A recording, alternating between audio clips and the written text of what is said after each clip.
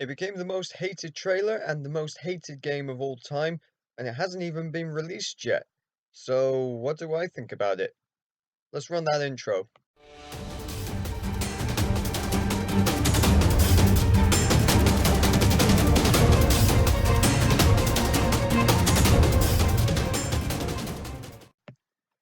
Hey everyone, Mighty Mr. Mooresky here. Welcome back to the channel. And yeah, I'm in a onesie. So what? I'm in my Spider-Man onesie because it's starting to get a bit colder at night, and well, it's really comfortable. I really like it. I go for I got five of them. Five onesies, but I only use four of them. Anyway, that's not what I'm talking about. Today, I'm talking about Call of Duty Infinite Warfare. Now, the beta was released for PlayStation 4 for those who had pre-ordered it um, over the weekend. I wasn't able to play a lot of it because of Frightmare commitments, um, and it took a while to download. It took a while to download. But I managed to get some game time in it. I played mostly Team Deathmatch. Um, I played maybe one or two games of domination. Um, but it was only public multiplayer that was available. Custom private games weren't available. The campaign wasn't available.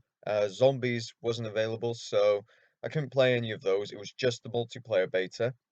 I think it returns this weekend. It's open to all PS4 players, and I think it'll be for Xbox One as well.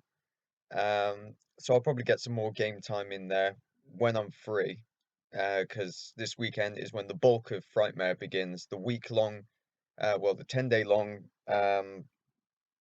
Scarefest, if you will. I don't know if that's actually what it's called, but it's what I'm calling it. So today I'm going to talk about the beta, and I'm going to talk about my thoughts on Infinite Warfare in general. Okay, so first up, the beta. It was actually really fun. I mean, it's the first Call of Duty beta I've played. It's not the first beta I've ever played because I played a couple of betas. But it's the first Call of Duty beta that I've played, and it really was quite fun. It really was.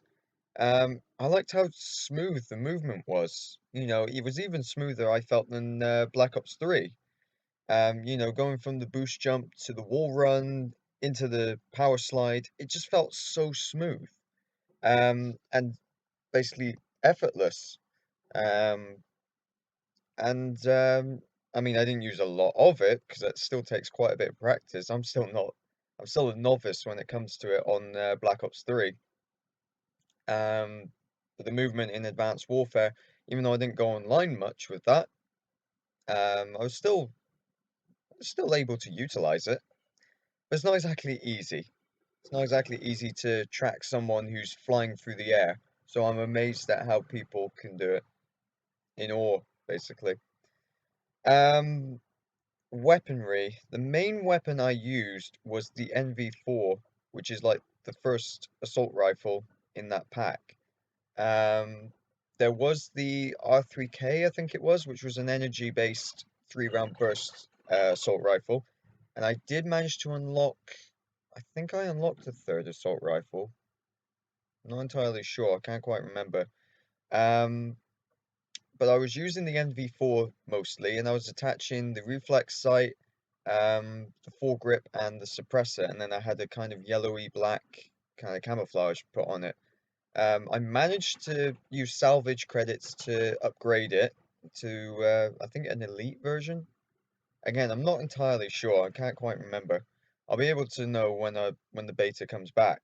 Um, but I had to go at some of the other weapons. I had to go at the energy-based SMG, the first one that you unlocked, the Erid, I think it was.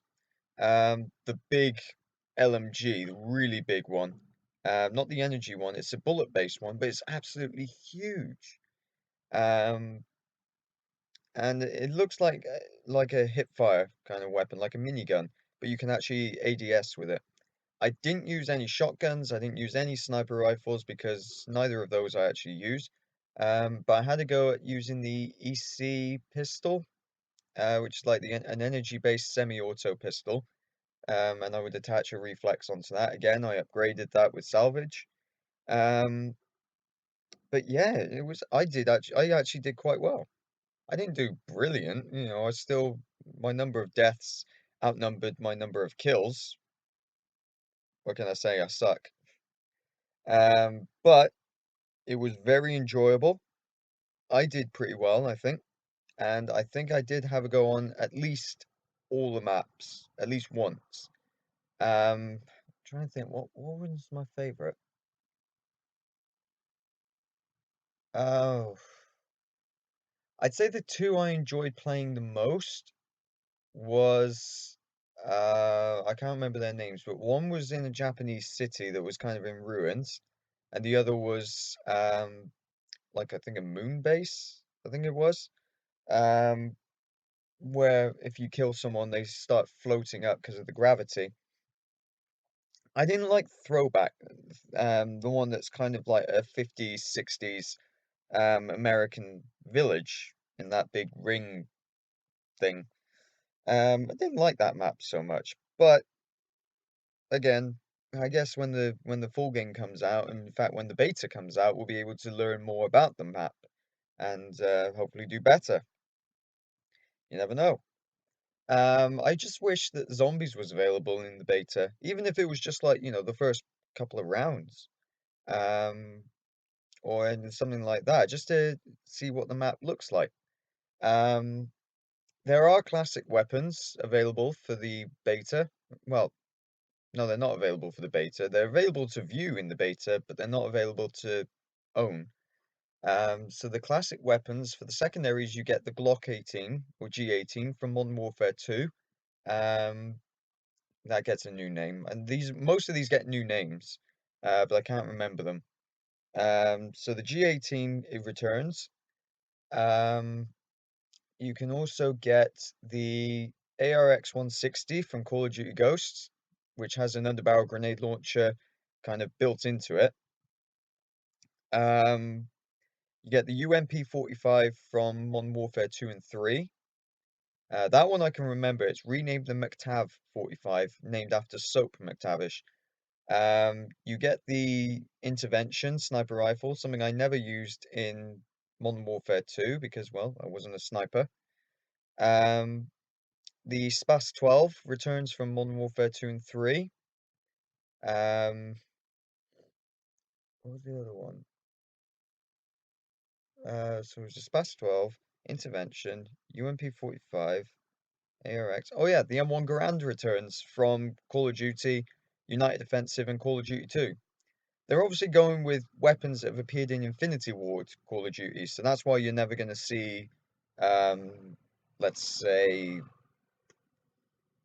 let me think of a Treyarch weapon. So you're never going to see the M8A1 in the classic slot for Infinite Warfare. But that's six of the classic weapons, and apparently there's 10. So that opens it up. There's four more potential slots. If anything, I reckon an AK-47 is going to be one of those because the AK is a classic weapon. It doesn't matter which studio it's with. The AK-47 is a classic weapon in Call of Duty. It was in COD 4, Modern Warfare 2, and Modern Warfare 3.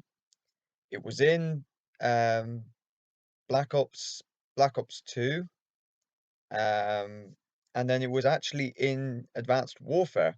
So the AK-47 has popped up in a lot of Call of Duties. It's probably one of the most common in recent Call of Duties before it was replaced by the AK-12 in Ghosts and Advanced Warfare, and the KN-44 in Black Ops 3, and of course the AN-94 in Black Ops 2. So it's quite a common weapon. Maybe the M16 will return because I know a lot of people said the M16 from COD 4 was quite decent. I liked it when I used it in campaign. Um, what are the weapons? The P90, again, classic. And of course, the Model 1887 shotguns. I can't think of any LMGs that could be brought in. Maybe the L86 LSW, maybe the M60. You never know. There's four more slots. some of those may even be secondaries. May get the RPG, maybe the PP 2000. You never know. And that begs the question, with so many classic weapons from Call of Duty, will they release them as like DLC or something? Only time will tell. Sorry, I'm about to yawn. It's because it's morning on Wednesday in the UK. I haven't long since woken up. In fact, I've just had my breakfast. So that's the beta. I'm looking forward to having a go at it this weekend if I can. Um, Now let's talk about Infinite Warfare in general. So we know there's the campaign, there's the multiplayer, and of course there's their own take on zombies. Now, Infinity Ward had two goes at a survival mode to rival zombies. They had survival mode, exactly that. It was just called survival mode in Modern Warfare 3, but you ranked up in it a bit too quick, I think. I was able to rank up quite fast. Um, and then they had extinction mode in Call of Duty Ghosts. That was using aliens or what they call cryptids. Um, it was all right. It wasn't brilliant, but it was all right. It was all right. The creatures looked pretty cool. Um, but they weren't as successful as Treyarch's zombies. In Sledgehammer then did their own zombies with exo zombies. That was actually quite fun. They brought in some new stuff. Adapted Treyarch zombies into it. Treyarch obviously came back with Black Ops 3 to show everyone how it's done. And now Infinity Ward is doing their own version of zombies, but these are just regular zombies. No exos, no boost jumps, no power slides, nothing. Just regular zombies um, in the 1980s. Yeah, 1980s zombies. Um, it looks quite good. Like the fact that there's going to be some classic weapons in there as well. The intervention is going to be in there. The SPAS 12 is in there. I think even the P90 is in there. Um, but you get to play as Seth Green. That's the one character I'm looking forward to playing as, Seth Green. He's the only one that I recognize. If only you could play as David Hasselhoff in it. Play as the Hoff. Um, so yeah, I mean the story sounds interesting. The multiplayer from beta is quite fun. The zombies looks interesting. So why is it getting so much hate? Why are so many people hating Infinite Warfare before it's even hit the shelves?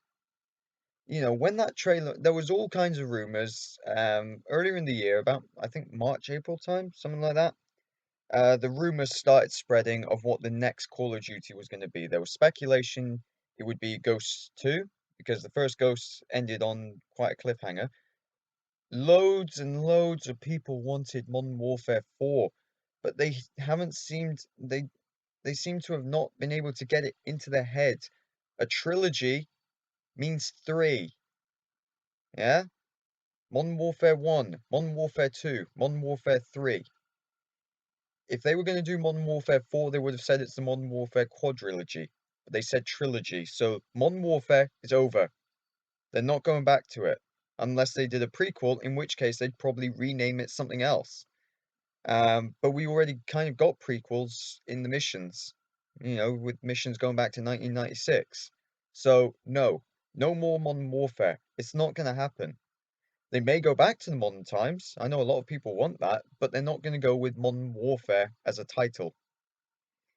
Um, and then, I mean, getting back on track, then stuff started being leaked as the next Call of Duty being called Infinite Warfare. And at first, honestly, I didn't believe it. I thought, Infinite Warfare, that doesn't sound like a good title. It doesn't sound right. I mean, there was a title that was leaked that actually sounded quite good. Um, and if that was the next Call of Duty, yeah, that would have been cool. Then the trailer dropped showing a science fiction type Call of Duty. I quite liked it. It looked interesting. I mean, I'm a science fiction geek, as you can see. the big Star Wars poster behind me. I'm a sucker for science fiction, which is why Black Ops 2 is possibly my favorite Call of Duty ever made. Call of Duty 3, I'd say it's in my top five because it's the game that got me onto the franchise, but Black Ops 2 is my all-time favorite Call of Duty. Um, it's probably because it's the only Call of Duty I ever prestiged. Um, but yeah, I thought it looked cool. Everyone else hated it. You know, the trailer for it became the most disliked trailer of all time. It even beat out Justin Bieber. It beat out the Ghostbusters reboot trailer, and that film was terrible. That film was hated from the very beginning. I wasn't born when the original came out, but I've seen the original, and honestly, maybe I wasn't as protective, but I didn't like the new one. But then again, I'm not a fan of Melissa McCarthy. I don't find her funny at all. Um, anyway, I keep going off on these tangents. Um, but yeah, it's just, and a lot of the reason why people are hating it is because it's not what the franchise used to be. It's, you can't win. People for a long time were complaining that Call of Duty was the same thing every year. It changes, and they suddenly say it's not Call of Duty anymore. So you can't please them. It stays the same, they complain. It changes, they complain. You know. And some of the other criticisms was, oh, we want to go back to World War II. Everybody in the community does. Well, no, not everyone wants to go back to World War II. I don't. I don't want to go back to World War II. Every battlefield's been covered. You know, we've seen the Western Front, the African Front, the campaign in Italy, the Pacific, the Eastern Front. We've seen all that. Call of Duty's done it all. Why would they go back? I mean, maybe if they remastered World at War, I'd buy it. They remastered World at War, yeah, I'd buy it. But there's no need to go back to World War Two. You know, it's like a lot of people are saying, like, oh, it started in World War Two, so it pretty much should stay in World War Two. Show me where it said Call of Duty was a Second World War first-person shooter and was supposed to stay that way. Because everything I've seen, it just says Call of Duty is a first-person shooter. Just because it started in World War Two does not mean it needs to stay in World War Two. By that logic, the Battlefield franchise, I think that started off in the Vietnam War. Does that mean Battlefield needs to stay in Vietnam? No. Medal of Honor started in World War Two. Did that mean it had to stay in World War Two? No, because they pretty much rehashed every battle that was covered. We were going back to Operation Market Garden a couple of times within Medal of Honor. We did D-Day a couple of times in Medal of Honor. We've done Pearl Harbor a couple of times in Medal of Honor. They made the switch to modern times, and honestly, they were all right. The first one in 2010 was good, but Warfighter not so much. Um, but just as my point is, just because a franchise starts in a certain time zone doesn't mean it has to stay in that time zone. You know, I'm just trying to look at other examples, other examples of games that start somewhere. So sorry. There's a couple of flight simulator games that start off in World War Two, but now they've made the switch to modern times. Does that mean they're not allowed to? You see, the thing is, Call of Duty and any franchise needs to take risks. I'm going to take the Marvel Cinematic Universe as an example. Now, their first their first risk was creating a cinematic universe with characters very few knew of. Major comic fans knew of Iron Man, of Captain America, of Thor, but a lot of fans didn't. So they made a huge risk when they started the cinematic universe, and it worked. They made a huge risk when they decided to bring them all together to create the Avengers and release Avengers Assemble. It paid off. It became one of the highest grossing films of all time. Um, well, the highest grossing film of that year. Um, they made a huge risk when they decided to do a film on a group of characters that virtually no one knew of. You know, hardcore comic fans knew who the Guardians of the Galaxy were, but a lot of comic fans had no idea who they were, didn't know who Groot was, who Rocket Raccoon, Drax, Star-Lord, Gamora. Very few knew who they were. Film released, it was a huge success. It's one of the biggest successes for Marvel, and it paid off. Now, kids recognize Groot. They recognize the rest of the Guardians of the Galaxy. Um, Marvel have been taking risk after risk after risk with their cinematic universe. They're still doing it now with them releasing Doctor Strange in a week for the UK. Um, Releasing Black Panther coming soon. The first African American led comic book movie in their universe. Um, Releasing Captain Marvel, a female led superhero movie. That's a big risk. Um, they're taking risks all the time and they're paying off. Call of Duty's the same. They need to take these risks and they are paying off. They took a huge risk by taking Call of Duty from World War II and putting it in the modern times, and it paid off. Fans, eh, nothing. That's a weird sound. Fans love Call of Duty 4. Um, and then they took a big risk by doing Black Ops 2, going into the future, and it paid off. It's one of the best Call of Duties. So they need to, companies and franchises need to take risks in order to stay relevant. So that's what Call of Duty is doing. Now, a lot of people are saying that next year's Call of Duty from Sledgehammer will be back in the past or in the present day with boots on the ground. And honestly, I've been sick and tired of hearing that phrase. I've been so sick and tired of hearing boots on the ground. But it's what the fans want, They've taken a risk. It paid off to start with, but now people are getting fatigued and they want to go back. Not necessarily back to World War II. Maybe go to Vietnam. A game set entirely in Vietnam. Because I think the head of Sledgehammer likes Vietnam. Um, I want a Call of Duty set in the Korean War because I haven't seen a video game set in Korea, and people often forget about it. Just say, to hell with you, Kim Jong-un, or whoever the leader of North Korea is. Just say to hell with him and set a game in the Korean War. The first mission of Advanced Warfare. You're in Korea and you're killing Korean soldiers. They didn't get up in arms about it. There's a mission in the first Black Ops game where you have to kill British commandos. And for a Brit, playing as a Russian, having to kill commandos from his country, it's not exactly comfortable, but we didn't get up in arms about it. You know, people need to develop a thick skin. It happened. The Korean War happened.